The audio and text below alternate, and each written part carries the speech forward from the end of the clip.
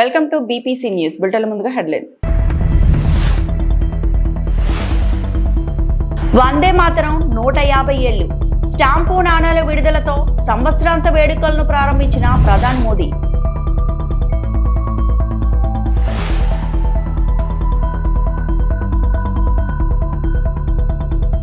శ్రీచరణికి AP ప్రభుత్వం నజరానా 2.5 కోట్ల నగదు పురస్కారం.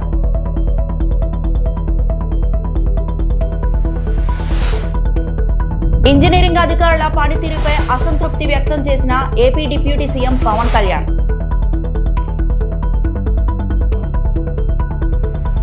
వందే మాతరం అనేది ఒక మంత్రం, ఒక కళ, ఒక సంకల్పం, ఒక శక్తి అని ప్రధాని మోదీ అన్నారు. వందే మాతరం 150వ వార్షికోత్సవాన్ని పురస్కరించుకొని ఢిల్లీలోని ఇందిరాగాంధీ ఇండోర్ స్టేడియంలో ప్రత్యేక కార్యక్రమం జరిగింది. ఈ సందర్భంగా చరిత్రకు గుర్తుగా స్మారక తపాలా బిళ్ళ స్మారక నాణెంను మోదీ ఆవిష్కరించారు. అనంతరం మోదీ ప్రసంగించారు. వందే మాతరం అనేది ఒక మంత్రం, ఒక కళ, ఒక సంకల్పం, ఒక శక్తి. ఇది దేశానికి ఒక ప్రార్థన. ఇది మనల్ని చరిత్రలోకి తీసుకెళ్తుంది. ఇది మన భవిష్యత్తుకు ధైర్యాన్ని ఇస్తుంది. భారతీయులు సాధించలేని సంకల్పం లేదు, సాధించలేని లక్ష్యం లేదు అని మోడీ పేర్కొన్నారు. స్వాతంత్ర ఉద్యమంలో కోట్లాది మంది భారతీయుల్లో స్ఫూర్తి నింపిన జాతీయ గేయం వందే మాతరానికి నేటితో 150 ఏళ్లు పూర్తయ్యాయి. ఈ సందర్భంగా కేంద్రం ఏర్పాటు చేసిన వేడుకలను ప్రధాని నరేంద్ర మోదీ ప్రారంభించారు. ये अद्भुत अनुभव, ये वाकई अभिव्यक्ति से परे है। इतनी सारी आवाजों में एक लय, एक स्वर, एक भाव, एक जैसा रोमांच, एक जैसा प्रवाह, ऐसा तारतम्य, ऐसी तरंग, इस ऊर्जा ने हृदय को स्पंदित कर दिया है।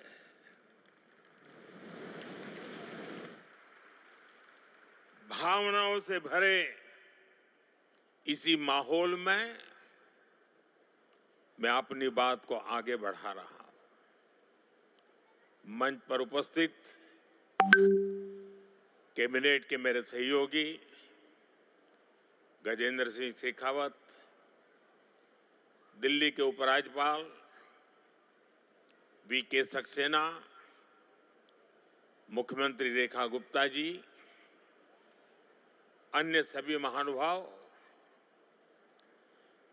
भाई और बहनों, आज हमारे साथ देश के सभी कोने से लाखों लोग जुड़े हुए हैं।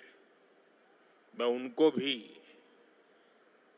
मेरी तरफ से वंदे मातरम से शुभकामनाएं देता हूं। आज 7 नवंबर का दिन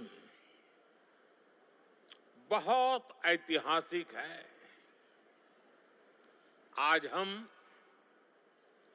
वंदे मातरम के 150वें वर्ष का महाउत्सव मना रहे हैं। ये पुण्य अवसर हमें नई प्रेरणा देगा, कोटि कोटि देशवासियों को नई ऊर्जा से भर देगा। इस दिन को इतिहास की तारीख में अंकित करने के लिए आज वंदे मातरम पर एक विशेष कॉइन और डाक टिकट भी जारी किए गए हैं। मैं देश के लक्षावधि महापुरुषों को, मां भारती के संतानों को वंदे मातरम इस मंत्र के लिए जीवन खपाने के लिए आज श्रद्धापूर्वक नमन करता हूं और देशवासियों को इस अवसर पर बहुत बहुत बधाई देता हूं। मैं सभी देशवासियों को वंदे मातरम के वंदे मातरम के 150 वर्ष पूरे होने पर बहुत बहुत शुभकामनाएं भी देता हूं। साथियों, हर गीत, हर काव्य का अपना एक मूल भाव होता है। వన్డే ప్రపంచ కప్ లో సత్తా చాటిన తెలుగు తేజం మహిళా క్రికెటర్ శ్రీచరణిని ఆంధ్రప్రదేశ్ ప్రభుత్వం ఘనంగా సత్కరించింది. శ్రీచరణికి 2.5 కోట్ల నగదు పురస్కారాన్ని ప్రకటించింది. ఆమెకు గ్రూప్ 1 ఉద్యోగంతో పాటు కడపలో ఇంటి స్థలాన్ని ప్రభుత్వం ఇవ్వనుంది. ఇది మొదటి అడుగు మాత్రమే. క్రికెటర్ శ్రీచరణి ఇవాళ ఉదయం సీఎం చంద్రబాబు, మంత్రి నారా లోకేష్ ను కలిశారు. అనంతరం మీడియాతో మాట్లాడారు. అందరి అభిమానం చూస్తుంటే చాలా సంతోషంగా ఉంది. కుటుంబం నుంచి నాకు చక్కటి ప్రోత్సాహం ఉంది. మా మామ నన్ను క్రికెట్ ఆడించేవారు. నేను ఆంధ్ర క్రికెట్ అసోసియేషన్ లో శిక్షణ పొందాను. ఇది మొదటి అడుగు మాత్రమే, ముందు చాలా ఉంది. ప్రధాని మోదీని కలిసినప్పుడు భవిష్యత్ కార్యాచరణపై సలహా ఇచ్చారు అని అన్నారు.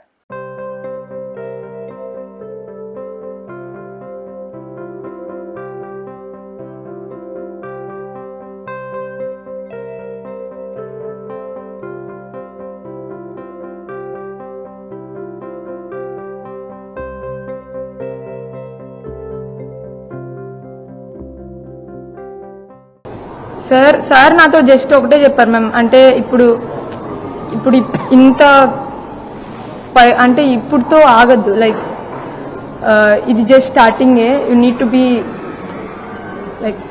టు బి మోర్, లైక్ అంటే ఇంకా నువ్వు ఇంకా చేయగలవు, so you can do more అనేసి చెప్పారు.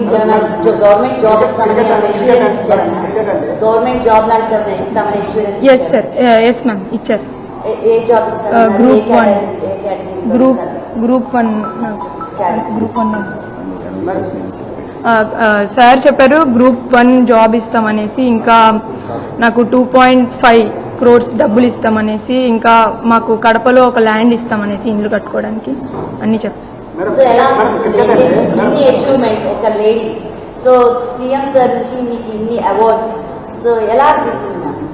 మేము అంటే చాలా హ్యాపీగా ఉంది మ్యామ్.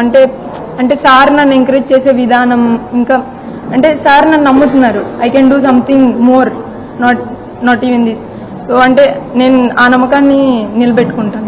క్రికెట్ అంటే ఓన్లీ మెన్స్ అనే పరిస్థితి నుంచి ఓన్లీ క్రికెట్ ఆడద్దు అని ఆడపిల్లలు ఆపేసే తల్లిదండ్రులకి అంటే మేమే అడిగాం మ్యామ్ పిఎం సార్ని. సో అంటే మీరు ఎలా అంత యాక్టివ్గా ఉంటారు ఏంటి అనేసి. సో సార్ చెప్పారు లైక్ ఆయన ప్రెజెంట్లో ఉంటారు. So we also want to try that only.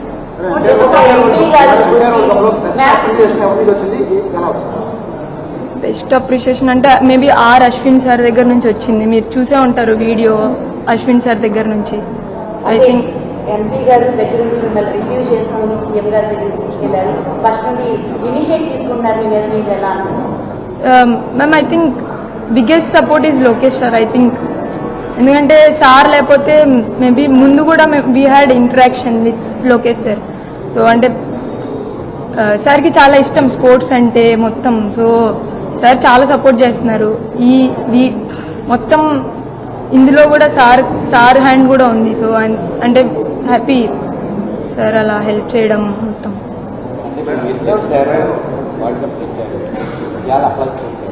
ఇదంతా ఉంటుంది కానీ ఉన్నదంతా మీకు ఉండబాటు, ఎందుకంటే నిలబెట్టుకోవాలి ఇండియన్ టీమ్ కోసం అది క్రీడాకారిక అట్లాంటి శిక్షణ పొందబోతారు. ముందు ఎలా జరిగింది ఇవన్నీ నిలబెట్టుకోవడానికి చాలా కష్టపడాలి సార్. అలా ఏమి ఉండదు సార్. అంటే ఇంతవరకు నేను ఏం చేశానో నేను అదే చేయడానికి ట్రై చేస్తాను అంతే. అంతకుమించి మిగతా అంతా నా చేతుల్లో లేదు. నేను చేయడానికి ట్రై చేస్తాను, మిగతా అంతా దేవుడి చేతుల్లోనే ఉంది. So I try my best. Deputy CM Pawan Kalyan తన శాఖలోని ఇంజనీరింగ్ అధికారుల పనితీరుపై అసంతృప్తి వ్యక్తం చేశారు. నిధులు అందుబాటులో ఉన్నప్పటికీ పనులు ఆశించినంత వేగంగా జరపడం లేదంటూ అధికారులను నిలదీశారు. మంగళగిరిలో క్యాంపు కార్యాలయంలో పంచాయతీరాజ్, గ్రామీణాభివృద్ధి మరియు అటవీ శాఖ ఇంజనీరింగ్ అధికారులతో పవన్ సమీక్ష నిర్వహించారు. ఈ సందర్భంగా పల్లె పండగ 2.0, అడవి తల్లి బాట పనుల పురోగతి, జల్ జీవన్ మిషన్, స్వామిత్వ పథకం సహా ప్రధాన కార్యక్రమాల అమలు స్థితిపై పవన్ వివరాలు అడిగి తెలుసుకున్నారు. గ్రామీణ రహదారుల నిర్మాణ పర్యవేక్షణ కోసం త్వరలో geo rural road management system ప్రవేశపెడతామని డిప్యూటీ సీఎం పవన్ కళ్యాణ్ స్పష్టం చేశారు. ప్రాథమిక దశలో అడవి తల్లి బాట ప్రాజెక్టును ఈ కొత్త టెక్నాలజీకి అనుసంధానం చేస్తామని వెల్లడించారు. ఇక సాస్కీ నిధులతో పల్లె పండుగ 2.0 అమలు జరుగుతుందని తెలిపారు. ఈ నెల 17వ తేదీ నుంచి క్షేత్రస్థాయి పర్యటనలు చేపట్టి జలజీవన్ మిషన్ మరియు స్వామిత్వ పనులను స్వయంగా పర్యవేక్షిస్తానన్నారు. మార్చి నాటికి 1 కోటి స్వామిత్వ కార్డులు ప్రజలకు పంపిణీ చేస్తామని పవన్ కళ్యాణ్ స్పష్టం చేశారు. అలాగే సుమారు 761 గిరిజన గ్రామాలను అనుసంధించే 662 రహదారుల నిర్మాణానికి 1158 కోట్లు సిద్ధంగా ఉన్నాయని తెలిపారు. మరో 2123 కోట్ల శాసకీయ నిధులతో 4007 కిలోమీటర్ల గ్రామీణ రహదారులు, గోకులాలు మరియు జైళ్ల నిర్మాణ పనులు చేపట్టనున్నట్లు ప్రకటించారు.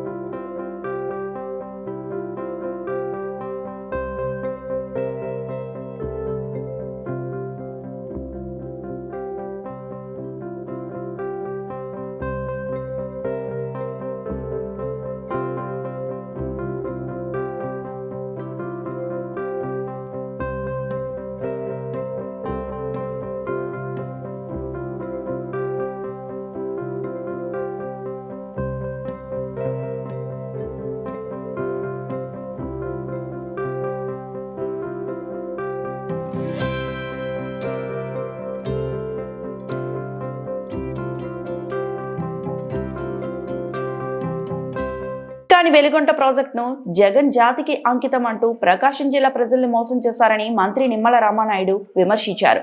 ఇటీవల మొందా తుఫాన్ కారణంగా దెబ్బతిన్న వెలిగొండ ఫీడర్ కెనాల్ ను ఇరిగేషన్ నిపుణుల బృందంతో కలిసి ఆయన పరిశీలించారు. జంట సొరంగాలలో చొచ్చుకు వచ్చిన నీటిని తొలగించే పనులను వేగవంతం చేయాలని అధికారులను ఆదేశించారు. భవిష్యత్తులో వచ్చే వరదలను దృష్టిలో పెట్టుకొని feeder canal, CC wall lining నిర్మాణం, డీజిల్ అప్రూవల్ చేయాలన్నారు. ప్రాజెక్ట్ పెండింగ్ పనులపై అధికారులు, ఏజెన్సీల ప్రతినిధులతో సమీక్ష సమావేశం నిర్వహించారు.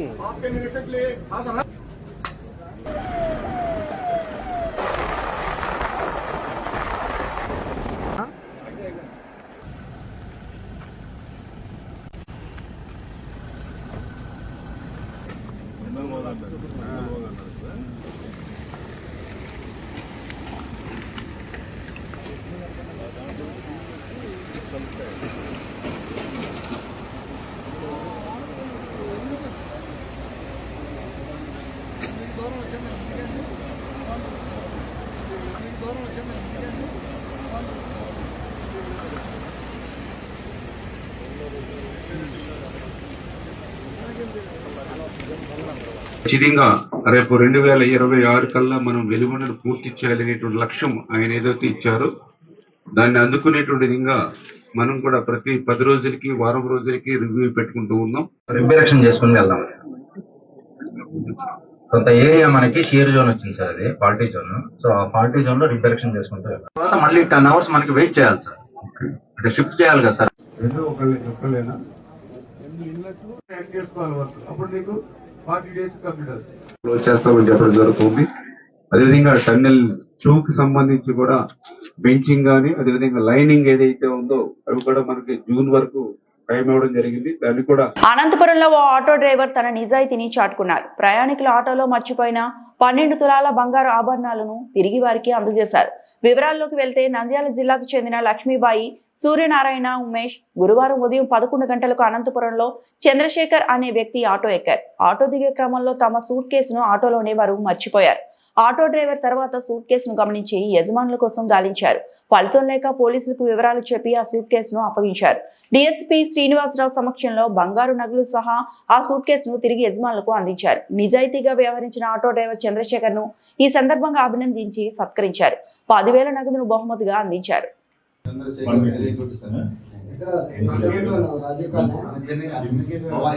12 తులాలు బంగారం తెచ్చాయంటే 12 లక్షలు అప్పిపోయింది.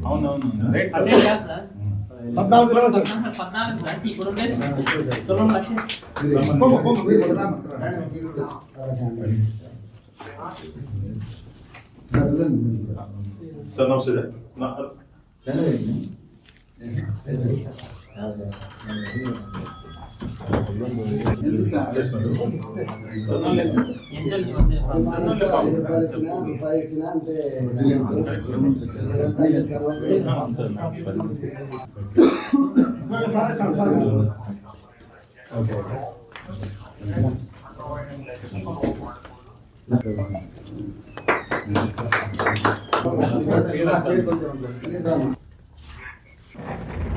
సూర్యనారాయణ, అతని భార్య లక్ష్మీబాయి, వారి కుమారుడు ఉమేష్ వీళ్ళందరూ కలిసి ఒక మ్యారేజ్ నిమిత్తం ఆర్టీసీ బస్ స్టాండ్కి అనంతపురం వచ్చారు.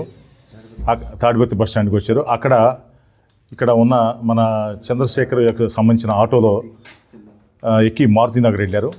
మారుతినగర్ వెళ్ళిన తర్వాత అక్కడ మ్యారేజ్కి అటెండ్ అయ్యి చూస్తున్నారు. ఈ లోపల ఈయన ఆటోలో డ్రాప్ చేసిన తిరిగి వచ్చే క్రమంలో వాళ్ళు ఒక బ్యాగ్ మర్చిపోయారని చెప్పి గుర్తించి ఆ బ్యాగ్ని తీసుకొచ్చి జాగ్రత్తగా భద్రంగా పోలీస్ స్టేషన్ తీసుకొచ్చి, సార్ నాకు ఇట్లా నా ఆటోలో ట్రావెల్ చేసిన పాసింజర్స్ ఈ బ్యాగ్ని మర్చిపోయారంటే దాని మీద అక్కడ పోలీస్ సమక్షంలో వాళ్ళ ఓపెన్ చేస్తే దానిలో గోల్డ్ ఒక నగ ఉంది, అలానే బ్యాంగిల్స్ కూడా ఉన్నాయి. తర్వాత వాళ్ళు ఎవరిది ఏంటి అని మేము వెరిఫై చేసుకొని ఈ నంద్యాలకు చెందిన సూర్యనారాయణని, అతని భార్య లక్ష్మీబాయిని ఐడెంటిఫై చేసుకొని వారికి ఇక్కడ మన వంటవంశీ గారు వీళ్ళంతా బాగా దీనిలో వర్క్ చేశారు. అందరి సమక్షంలో డ్రైవర్ని కూడా మనం మంచి గుడ్ వర్క్ చేసినందుకు చంద్రశేఖర్ని ఘనంగా సన్మానించి అతనికి ఒక రివార్డు కూడా ఏర్పాటు చేయడం జరిగింది. సో ఇలాంటి మంచి కార్యక్రమం ఆటో డ్రైవర్లు చేయడం అనేది చాలా సంతోషకరం. ఈ రోజుల్లో ఇంత నిజాయితీగా చేయడం అనేది ఒక గొప్ప విషయం అతన్ని. కాబట్టి అతన్ని మేము మా పోలీస్ డిపార్ట్మెంట్ తరఫున అతన్ని అభినందిస్తూ ఈ చిన్న సన్మాన కార్యక్రమం. వరంగల్లో ప్రముఖ సినీ నటి శ్రీలీల సందడి చేశారు. పట్టణంలో నూతనంగా ఏర్పాటు చేసిన ఓ వస్త్ర దుకాణం ప్రారంభోత్సవానికి ముఖ్య అతిథిగా ఆమె విచ్చేశారు. వరంగల్ రావడం చాలా సంతోషంగా ఉందని ఈ సందర్భంగా శ్రీలీల చెప్పారు. ఆమెను చూసేందుకు భారీగా అభిమానులు తరలివచ్చారు.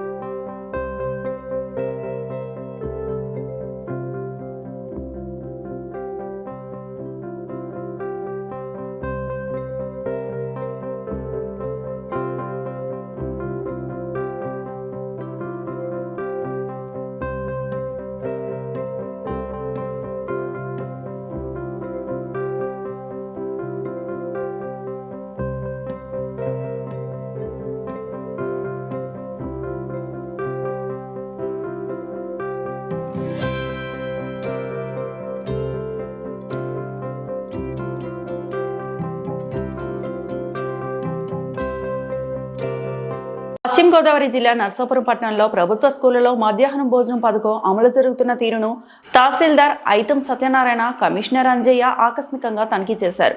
వండిన పదార్థాలను రుచి చూసి ప్రతిరోజు విద్యార్థులకు వడ్డిస్తున్న ఆహార పదార్థాల వివరాలను అడిగి తెలుసుకున్నారు.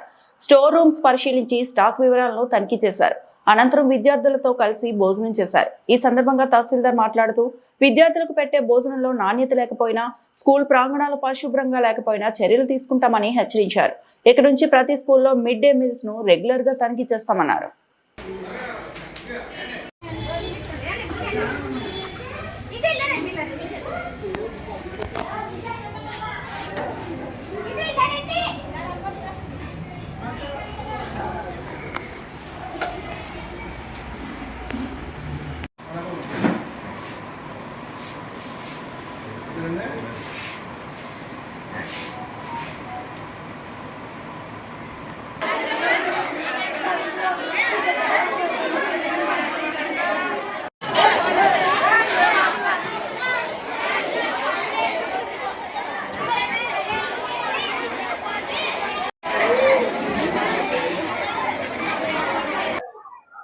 తహసీల్దార్ నరసాపురం.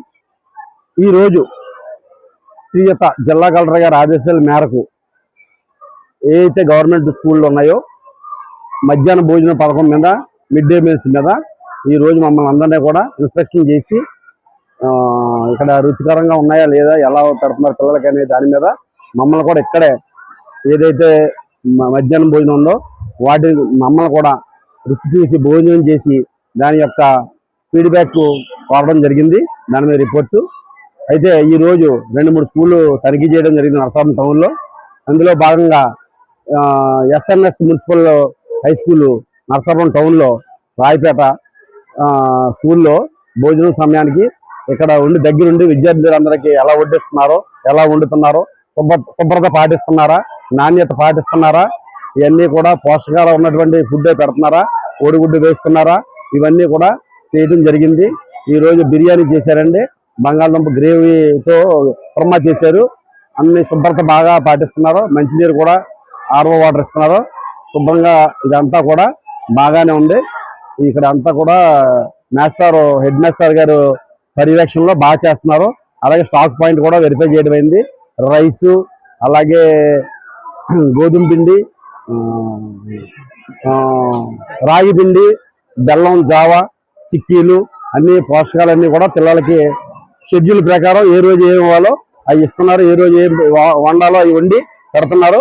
ఇక్కడంతా కూడా రూల్ ప్రకారం అంతా గవర్నమెంట్ రూల్స్ ఏవైతే ఉన్నాయో దాని ప్రకారం, ఆ నార్మ్స్ ప్రకారం అంతా సక్రమంగా జరుగుతుందని తెలియజేస్తున్నాం. పశ్చిమ గోదావరి జిల్లా నర్సాపురం మండలం సీతారాంపురం గ్రామంలో స్వర్ణాంధ్ర ఇంజనీరింగ్ కళాశాలలో వందే మాతరం గీతం 150 సంవత్సరాలు పూర్తి చేసుకున్న సందర్భంగా కేంద్ర ప్రభుత్వం ఆదేశాల మేరకు కళాశాలలోని ఎన్ఎస్ఎస్, ఎన్సీసీ విద్యార్థులు ఏర్పాటు చేసిన ఈ కార్యక్రమంలో మేనేజ్మెంట్ కళాశాల ప్రిన్సిపల్ హెచ్వైడి పాల్గొని ఘనంగా నిర్వహించారు. ఈ సందర్భంగా కళాశాల డైరెక్టర్ శ్రీహరి మాట్లాడుతూ భారతదేశానికి వందే మాతరం గీతం రచించిన మహనీయులకు ప్రత్యేక అభినందనలు తెలిపారు.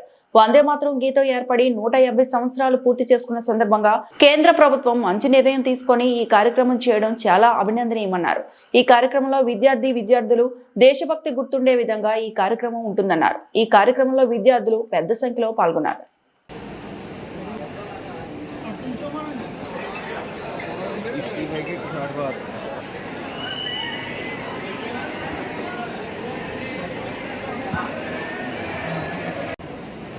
నమస్కారం అండి.